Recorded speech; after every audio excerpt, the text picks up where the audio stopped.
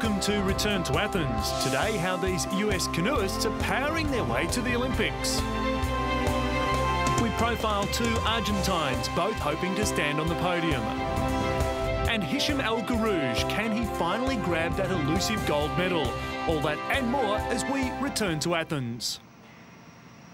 Firstly, the training site for the US Olympic slalom canoe team may be one of the more unique training venues for Athens-bound Olympians. It started when a group of observant whitewater canoeists along the Potomac River spotted this water spillway more than 2 decades ago and approached the owners, the Morant Corporation, about modifying the cooling discharge for use in competition.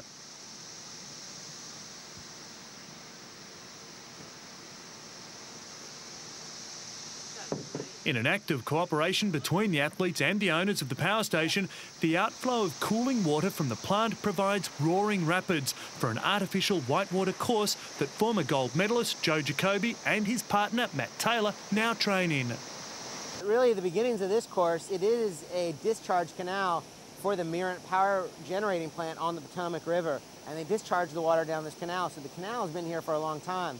And then about 13 years ago, the local club here in the Washington, D.C. area put these gumdrop size shaped rocks in the water to really channelize the water to give it really good character and really put the water down the course in ways that elite whitewater slalom athletes could use it to improve their training.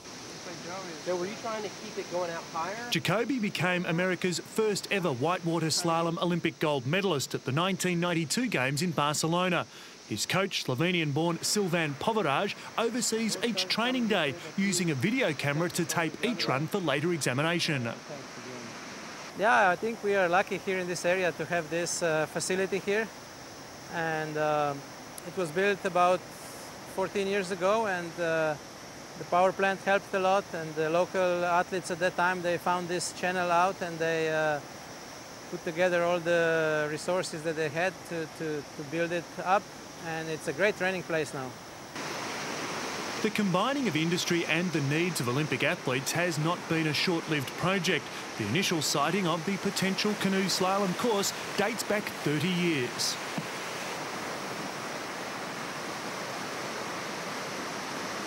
However, persistence paid off, with the initial group lobbying the owners to do something with the wastewater. It mainly came from paddlers who had been roaming around the main Potomac, and they saw, this is back in the 70s, I believe, they saw an outflow of whitewater here, but it was just a step rapid. And the reason they built this was to disperse heat from the power plant. So going down the rapids, it dispersed heat. But they didn't have features like the dumplings, the concrete rocks that they built, or the wing dam. And the local paddling club raised a lot of money to build those and then implement them and build the fence and make it a training site. And now we actually have races here as well.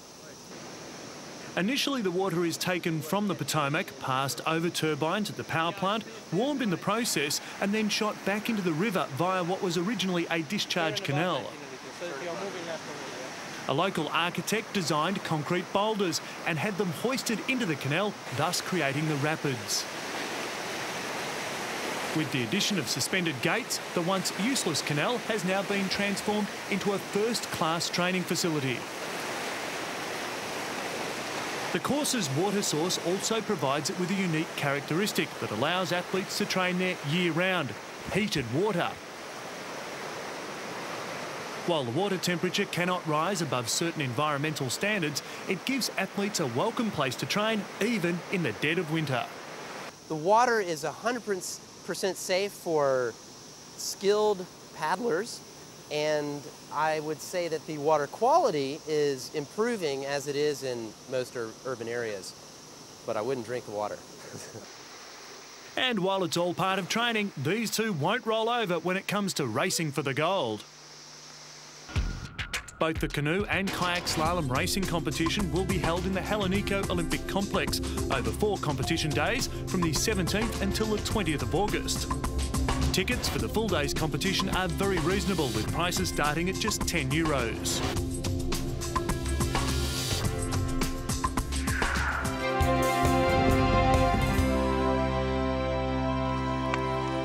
Rabina Mukamaya, a shy, rosy-cheeked 17-year-old, says she has more than the weight of a nation's hopes on her shoulders when she takes to the track in August because Rabina is from Afghanistan. Afghanistan is now emerging from a quarter of a century of war, which saw the fundamentalist regime of the Taliban take over, repressing its people and in particular the women under the hardline Islamic ways. I've always been interested in sport, ever since I was just a child. My family has been really supportive. But as far as our society is concerned, because we've been through like 25 years of war, we've not had women in sports. But that doesn't bother me. I do what I want to do. The 100-metre runner is working hard, but her coach is realistic about her chances. The fact is she runs 100 metres in 15 seconds. The record for the 100 is around 10. And even if she really tries, the most she'll ever get is 11 or 12 seconds. The really important thing is she'll represent Afghanistan. Simply having female athletes competing in Athens is a remarkable turnaround for a country where, as recently as 2001, girls were denied education and forced to wear the heavy burqa veil. Each time I come out here to practice and to put all the work I do into training, the only thing that I singularly think about is trying to achieve something for my country. The senior advisor to the Afghan National Olympic Committee believes Rabina's achievements will help others. There is progress and there is hope. Especially for the girls, of course, they want to demonstrate that they're not subject to the same sort of problems as they were earlier, and that they want to reclaim a role in society as well. Rabina's other task is to be a trendsetter, hoping that competing at the Games will encourage other girls. Every girl in the whole of Afghanistan should come forward and join in on any sport they want to. And who knows, they may someday be successful and end up doing what I'm doing. In Athens, Rabina will face athletes who have been training for years. She started just 3 months ago.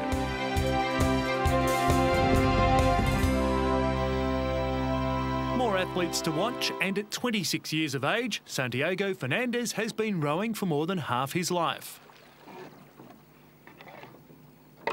After just missing out on a medal at the 2001 World Cup in Australia and with a 7th place finish at the World Championships in Spain 2 years ago, the Argentine rower now has his sights firmly fixed on an Olympic gold medal in single sculls. History points to that goal being achievable. Between 1992 and 2001, Fernandez took 8 first places and 2 seconds in South American Championships. What makes me think that I'll do well at these Olympic Games is that it's based on the past 3 World Championships. I was very close to the mark, just less than 4 or 5 seconds away, and that's all out of 7 minutes. It's not very much, but above all, I want to compete in these games and progress to gold.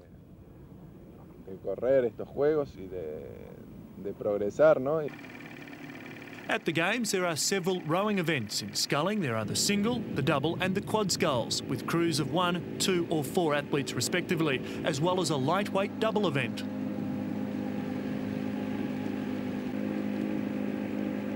In lightweight events, the average weight of a men's crew must not exceed 70 kilograms. For women, the average weight must not exceed 57. The other events for men are the sweepboard events, the pair, 4, lightweight 4 and the blue ribbon 8s. Another Argentine athlete with high hopes for Athens is weightlifter Dario Lechman, who at 31 will finally compete at an Olympics. He took home gold from last year's South American weightlifting championships with 145 kilograms in the snatch category and silver from the Pan American Games. Having missed out on Atlanta in '96 and Sydney in 2000, Lechman is finally on the verge of achieving his dream. The first time I failed was because of inexperience, because I was too young.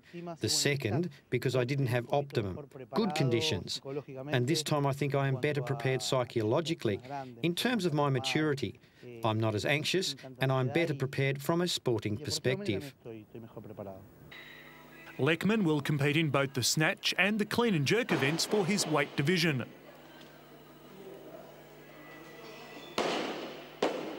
In weightlifting, athletes only compete against others of roughly the same body weight. There are 8 recognised categories for men and 7 for women. To see Santiago compete, you'll need to book tickets to the Skegness Rowing and Canoeing Centre. Competition is held over 9 days from the 14th to the 22nd of August. In rowing, 14 separate boat classes compete, 8 sculling events in which 2 oars are used and 6 sweepboard events in which the rower uses 1 oar with both hands.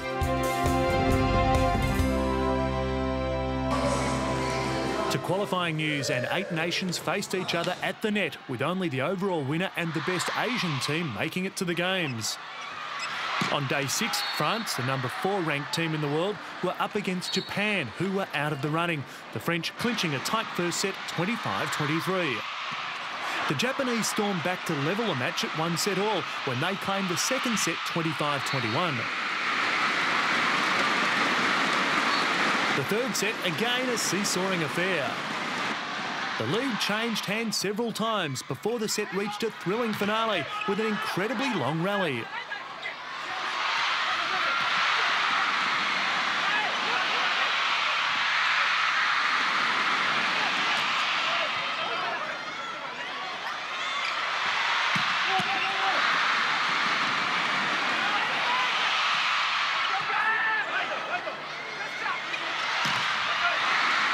Eventually, another powerful French spike deflected off a Japanese arm went out, handing France the third set, 25-18. However, that just seemed to spur the Japanese team on, and yet again, they stormed back to level the match. The fourth set, another closely contested affair before Takahiro Yamamoto produced a well-executed block to help the home side clinch the set, 25-21. The stage set for an exciting finale. Japan into an early lead before the French used all their experience to edge ahead in the final stages. They earned themselves match point at 14-12 before finishing off their Japanese opponents when a thumping shot from Felipe Barkasisek was deflected out. On day 7, France made it a clean sweep, defeating Algeria in straight sets. If you like volleyball, there are plenty of opportunities to catch a match or two at the Peace and Friendship Stadium in Athens. But you'd better hurry and book your tickets as seats are selling fast. The basic cost for a volleyball competition seat is €10, top price seats costing €200. China were aiming for a victory over Canada that would keep their slim hopes of reaching the Games alive. The two sides went into the game with an identical record of 4 wins and 2 defeats. Canada's hopes of qualifying from the group had been dashed because of France's impressive form, but China's belief in their ability to seal a berth in Athens was plain to see in the first set. Tang Miao led the way with a series of spikes and the occasional dink to unsettle the Canadian defences. Canada would struggle to put together a scoring run, but there was no such problems for China, who took the first set 25-22. China continued to press home their advantage in the second set, with Shen Kuiyong and Zheng Ziyang formidable at the net.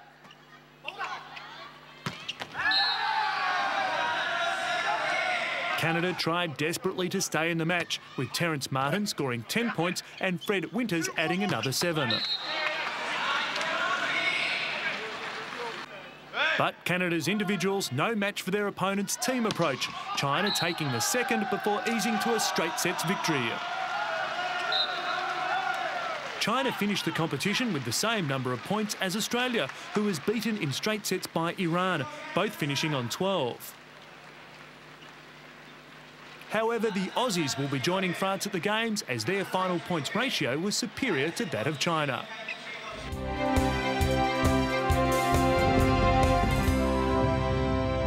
Hicham El Guerrouj has been hard at training in the Atlas Mountains in Morocco as he intensifies his pursuit of the Olympic glory that has so far eluded him. The 29-year-old, who is set to compete in the 1500 and 5000 metres, has failed to stand atop the podium in 2 previous games. They're extraordinary events, the 15 and the 5,000 metres. They're not only great events for me, but for all the other athletes that'll compete. You see, what's important is Athens is the place where the Games were born. I hope it is going to be an important event for me, and I hope that I have the power, the energy, the focus to run, win and compete at an Olympic Games. If he succeeds in his double attempt, El Guerrouj will become the first athlete since Finland's Paavo Nurmi to win both races at the same Olympics. In Atlanta, the Moroccan fell in the 1500 while chasing eventual champion, compatriot Nuruddin Mocheli. In Sydney, he was beaten into second place by the then unknown Kenyan Noah Ngeni. His longtime coach believes that the frustration of 2 previous games can be compensated with a gold medal performance in Athens. Oui, je suis sûr que la troisième sera la bonne parce que Hicham El Guerrouj. I'm pretty sure he's going to be third time lucky because Hicham has achieved everything else. The only thing missing is an Olympic gold. I hope he will take his chance this time and that the Olympic title will be like the icing on the cake. Comme ça, il va achever sa carrière avec beauté. The training at 1,600 metres above sea level is part of 5 annual 3-week visits to the Ifrane Athletic Centre. El Guerrouj, world record holder for the mile since 1999, has lost only 3 out of 54 races over 1,500 metres or a mile, and now thinks the time has come to leave his mark on the Olympic stage.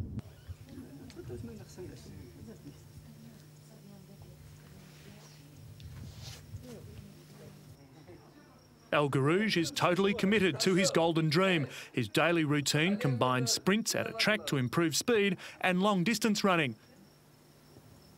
Even his marriage last September appears to take second place. Maybe the difference between myself and other athletes is my training program. I am a human being who trains twice a day, who is concentrated on my goals. I'm very professional. I train like mad sometimes. Last year was very important for me, and I hope this one is going to be even better. L'année dernière, c'est vraiment une année très importante. J'espère qu'Inch'Allah 2004, ça sera beaucoup mieux que l'année dernière. C'est ce que je peux dire. When the demands of training eventually ease off, El Guerrouj will intensify his business studies at the university in Ifrane, where he lives as a student on campus. However, from now until August, he is totally focused on training as hard as he can to win gold. Voilà, un grand merci. Et ceci, c'est pour ma petite fille. For the moment, everything is all right, and I hope I won't have any problems in these games. I am motivated, I am 29 years of age, I'm very mature. I have a lot of experience in sporting terms, and I really hope that's going to help me. Ce facteur va jouer vraiment pour moi. Finally, his work on the track is complemented by daily long runs among the cedar trees of the Royal Forest. El Guerrouj is now positive that at the end of the road, an assault on both the 1,500 metres and the 5,000 metres in Athens will make up for his defeats in Atlanta and Sydney. And our medal predictor agrees that this time Hicham will stand atop the podium for a well-deserved gold medal. The predictions for the silver and the bronze medal are for Ukrainian athlete Ivan Hishenko to finish just in front of Kenyan runner Bernard Lagat. To 2012 news and security planning the dominant issue. Under the current circumstances, I think security is always a major issue, you know, not just for the Olympic Games, but for any major international meetings or events. So I think the IOC itself, as well as the candidate cities, I believe would treat this issue as one of the main issue as well. Paris, New York, Moscow, London and Madrid the accepted candidate cities to stage the Games. I think in a way Athens is the first Summer Games after the 9/11. So I think the concern with or the need for security has been heightened. And it was reported that Athens is spending up to $1 billion in looking at security. You know, they have provided a huge sum of money to ensure securities of both athletes and those who are going to watch the games. And I think different cities would probably have slightly different sort of challenge. So I think, but again, I think this is something that has become part of the factors that would be considered. TV rights for 2012 have topped $1 billion, making it a likely profitable event. Yes, I think since the LA Games, I think the formula for running successful games, not just in terms of organization on the sports achievement itself, but also on the financial side has actually been significant.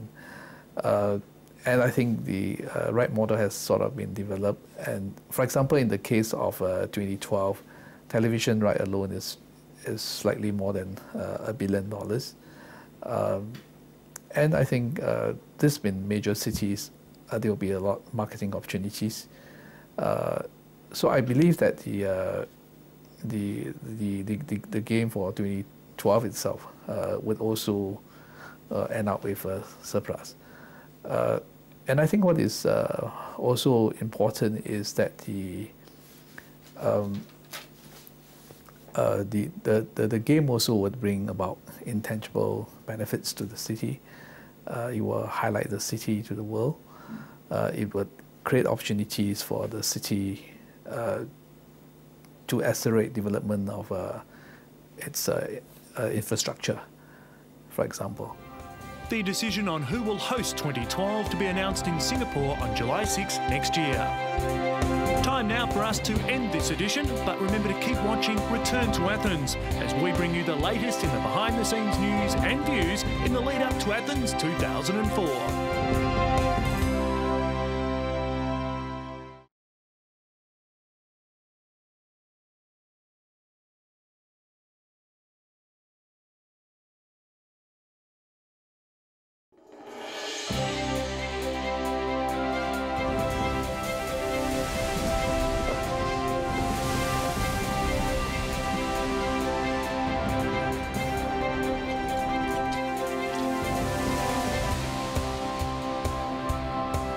Welcome to Return to Athens. Today, Venezuela's weightlifting team prepares for gold. For the first time, Afghanistan sends women to compete. And just what will the German team be wearing? All that and more as we return to Athens.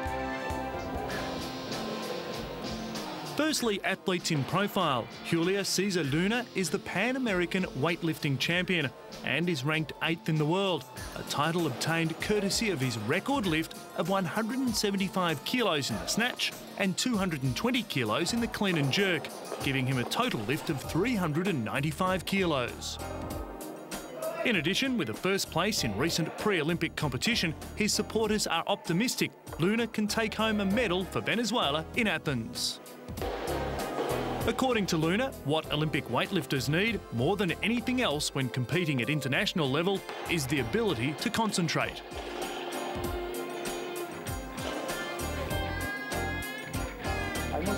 There are many athletes who can win Olympic medals in Athens, but the truth is they need concentration. And we're about to decide if we go to someplace in the country, or perhaps in another country, to train. Another Venezuelan with an eye on an Olympic medal is Zoleni Velasman, the Pan-American female champion. In the snatch, they're asking for 100 kilos, and in the clean and jerk, they're asking me to lift 120. I'm very close, but I have to do it in qualifying. Nevertheless, before her place on the Olympic team is assured, Vlasman must continue with a rigorous training regime, alongside Luna, who is already assured a position on the Venezuelan Olympic team.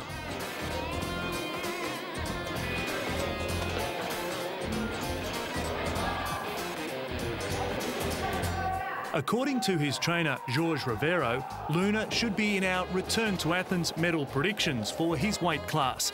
There is no doubt in his mind that he'll be bringing home a medal for Venezuela.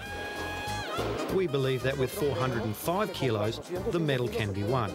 A medal could be gold, could be silver, could be bronze. But yes, we are sure that with 405 kilos, he should be in the first three, certainly on the competition podium. Weightlifting is not simply about strength, it's also about technique. The sport consists of two movements. The first is the snatch, where the bar is lifted directly overhead, then pushed upwards. The second is the clean and jerk, the weight lifted directly from the floor to a resting position on the shoulders, and then the bar is finally lifted in one fluid movement above the head. The locally popular sport of weightlifting is being held at the Nicosia Olympic Hall. The competition schedule is run over 10 days from August 14 to 25, with 2 rest days included. Tickets are reasonably priced.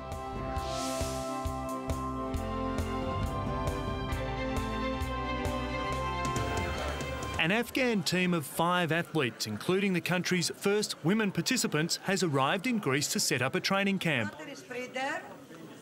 The team toured Athens before heading for the island of Lesvos, where they will train until early July before moving to Thessaloniki, where they will stay until the Games. Sadly, Afghanistan was banned from the Sydney Olympics because the Taliban regime outlawed women from sports. Some Islamic clerics are opposed to women competing in Greece. The 2 girls are expected to wear tracksuits when competing to appease the fundamentalists back home. I am not nervous because the situation in Afghanistan is different from the situation in lots of other countries. Because of the situation in Afghanistan, we've also not been able to train properly. In other countries, girls would have had a better chance to train. The country participated in the 1996 Atlanta Games, but years of war robbed its athletes of most of its training facilities. Most of the coaches fled during the conflict and never returned. On behalf of all the athletes, I want to thank the Athens organisers for making such an opportunity possible to come to Athens. We appreciate the 2.5-month period also to get ready for the Games. Officials making sure the delegation received a very warm welcome. It's a great joy to welcome you. You are the first delegation that has actually arrived for the Games.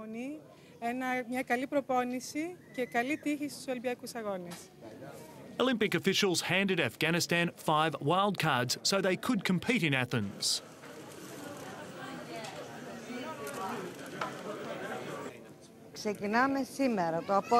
God willing, this evening we're off to Lesvos. We stay there to the beginning of July. From there we go to Thessaloniki, and finally from there it's off to the Olympic Village. However, there may have been more Afghanis in Athens, had it not been for 9 members of the Afghan national soccer team who went missing from a training camp in Italy recently.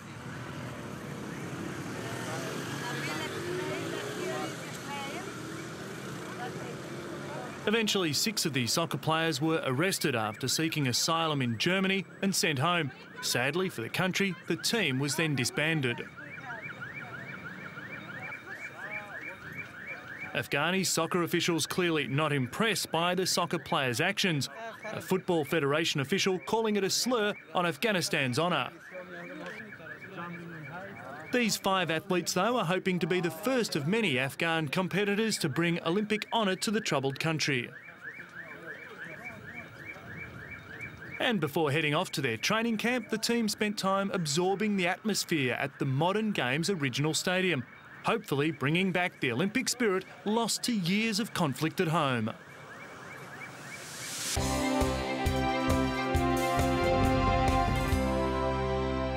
More on teams to watch, this time in the sport of hockey. They were in the first 8 at the Sydney Olympics. 2 years later, they finished 6th in the World Cup, and last year went on to take home the gold at the Pan American Games.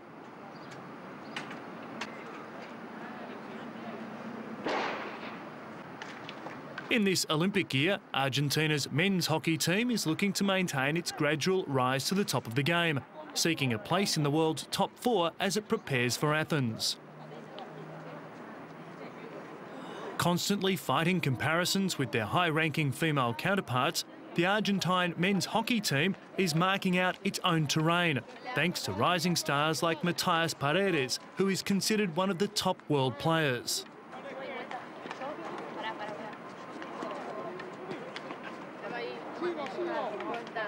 His teammate Juan Manuel Vivaldi explains that the team has grown with each competition.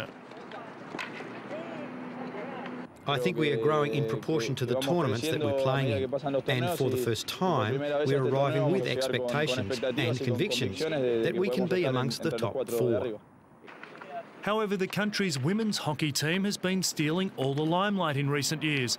Ranked number 1 in the world, Las Leonas, meaning the Lionesses, as they are known by their legions of fans, were world champions in 2002 and last year took home another win at the Pan American Games.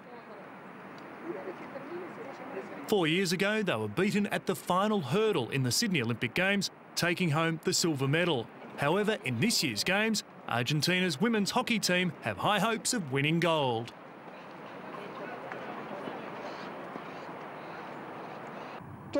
All the teams going to the Olympics are going to prepare in such a way that they will be difficult to beat.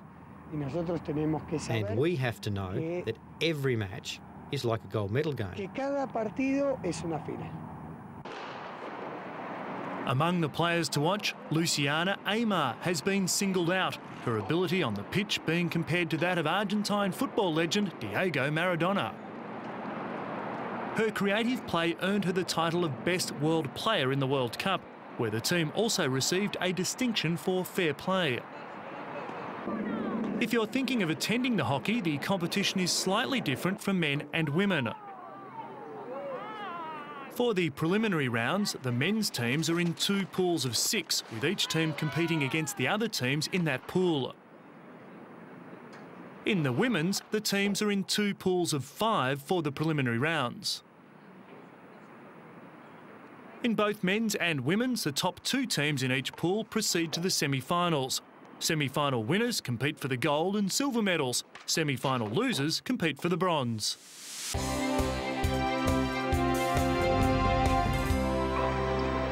Greece's top security minister has announced that security plans for the Games are now almost complete, with systems and personnel to be fully functional by July. The announcement came as the military tested its latest technology for fighting terrorism during the Games.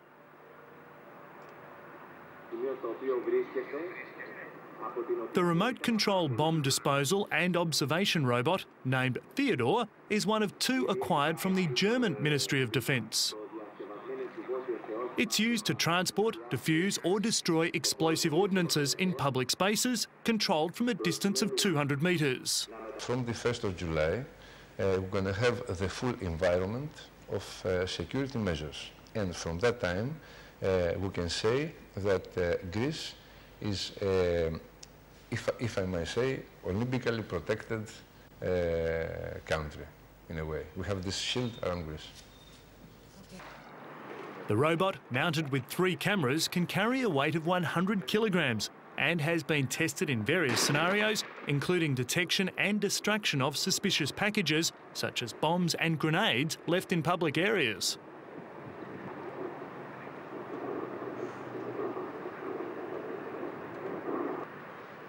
It can also be used in construction sites, as seen here in vehicles, as well as in and around residential areas. The July 1 deadline includes putting into place a veritable cache of the most sophisticated equipment and systems acquired by a country for the security of the Games. There are 45,000 armed guards and another 25,000 personnel indirectly involved in security, street security cameras monitored from a command and control centre.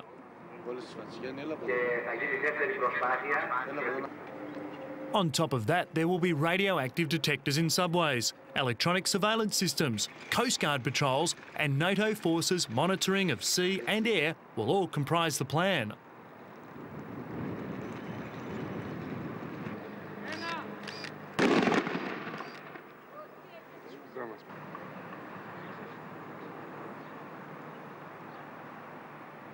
Volgarakis said security forces have gone through every preparation and will have some of the best security expertise in Europe. We have one of the most sophisticated security systems technologically, and we're going to have it permanently here.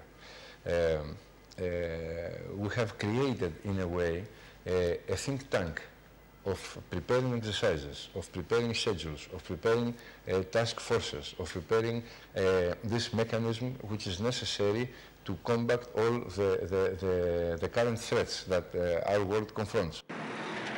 8 security exercises have already been conducted with a team of international observers. The most recent drill included scenarios such as kidnappings, hijackings, assassination of public figures, chemical and nuclear threats and other terrorist attacks. Even so, recently Athens was shaken by a series of small explosive attacks at police stations and banks, which caused minor damage, the government adamant in pointing out that the small leftist fringe groups who claimed responsibility do not pose a serious threat. Volgarakis explaining that it was impossible that suspicious packages could be left at any site before the Games without being detected, as the full security apparatus takes effect. Prior to the Games, all the venues will be locked and handed over to the security forces, where they will then carry out a full sweep of the arena along with the surrounding areas. The venue is locked and a scanner goes in the venue and scans everything. Walls, even the air, from biological sectors, agents, sorry. So everything is in a very clear position. So when the venue, when we have the venue and we have locked it down, then the venue is clear and it waits for the athletes or for all the others that are going to be in the venue. Even with the knowledge of the security measures, Australia still saw fit to issue a warning to its citizens that Greece was not a safe place to travel to. This naturally had Athos seeing red. Olympic organisers refuting the claims by saying security arrangements for the Games were second to none and accusing Australia of undermining safety efforts. Briefing representatives of all 202 nations taking part, Games chief Gianna Angelopoulos Daskalaki said unwarranted criticism of the security plans could play into the hands of militant groups seeking to undermine the Games.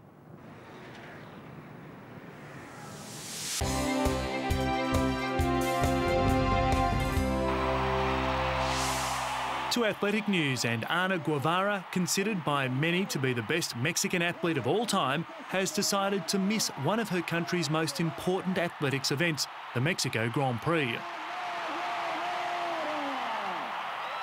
Guevara is reaching a peak in performance, having set a world record of 35.30 seconds in the 300 metres at last year's Grand Prix. She went on in the same year to set a new world record in the 400 metres at the World Athletic Championships in Paris. Speaking at a packed news conference, Guevara made the announcement saying she needed to avoid further injury. She has only just recovered from an Achilles tendon injury and wants to concentrate solely on her preparations for Athens. The one who wanted most to be able to participate was me. I tried to rush my training in order to reach the ideal form to be able to run in the Grand Prix. But, well, as they have already announced, and as we must all be aware, I think that up until now, the most important thing, that is today, always and throughout the year, will be the Olympics. And that's where I have to arrive in my best form.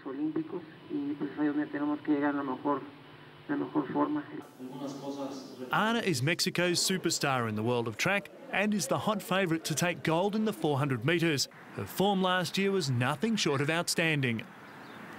During the IAAF's Golden League season, she won 7 consecutive gold medals, competing in France, Norway, Monaco, Italy, Switzerland, Belgium and Germany. She also won gold at the Pan American Games and was crowned 400 metres world champion. However, perhaps the biggest indicator that she is on her way to being crowned Queen of the Track was the brilliant run that saw her defeat Sydney Olympic champion Cathy Freeman over 300 metres in Mexico City. Ana finished 5th to Freeman in 2000.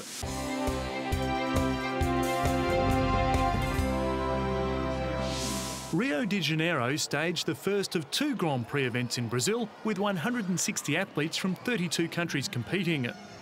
The event was a good opportunity for Brazilian athletes to face quality opposition at the newly constructed Massimo da Silva Stadium ahead of the Games.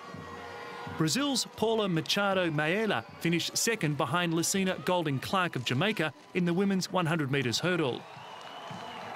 Another local, Fabiano Picana, won the men's 1500 metres in a personal best time of 3 minutes 38.45 seconds. 20-year-old Samuel Mwera from Tanzania finished second in 3 minutes 40.04. I'm training hard.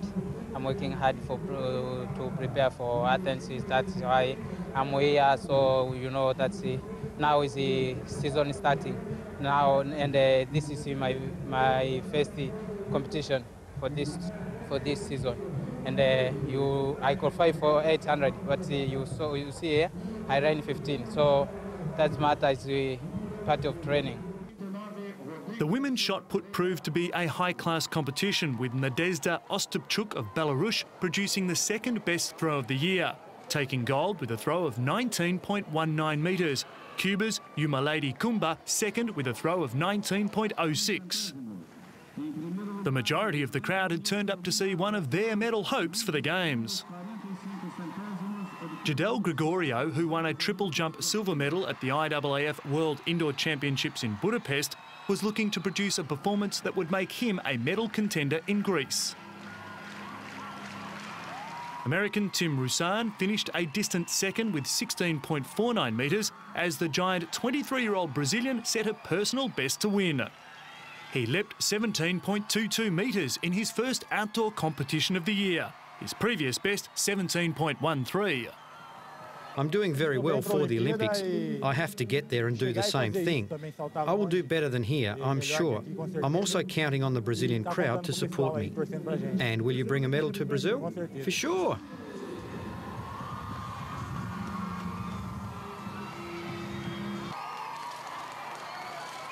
Agberto Guimarães, who is a member of the Brazilian Olympic Committee and also the sports director for the Pan American Games in Rio de Janeiro in 2007, said the Rio Grand Prix was good preparation for the Olympic Games.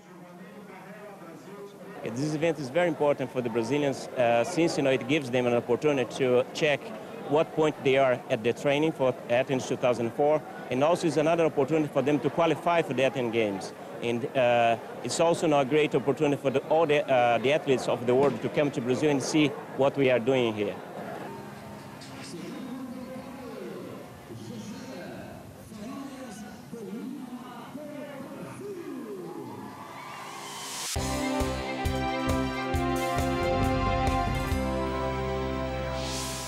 Finally, on return to Athens, we take a stroll on the catwalk as Germany's National Olympic Committee presented the team's official line of clothing for the Games.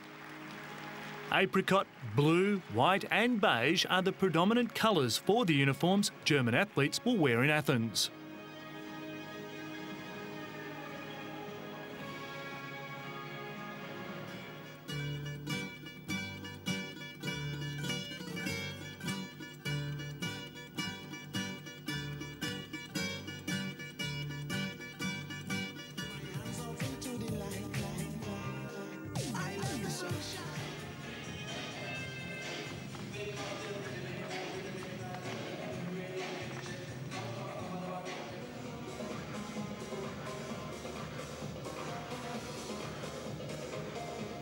About 750 German athletes will compete in Greece, all outfitted with special uniforms for the opening ceremony, tracksuits and sports clothes specifically designed for their chosen sport. All the clothing was designed by separate companies in conjunction with the athletes. Each athlete will receive about 50 different pieces of clothing. The most important part of the design process was that the athletes are the protagonists that will have to wear the garments. I think we made a good choice. It fits very well. Heike Dreschler also happy with the result. I'm very happy. It fits very well and it's comfortable. It also fits into the season of summer. It's all very light, sporty and elegant. It's really comfortable. And that stitched us up for this edition, but remember to keep watching Return to Athens as we bring you the latest in the behind-the-scenes news and views in the lead-up to Athens 2004.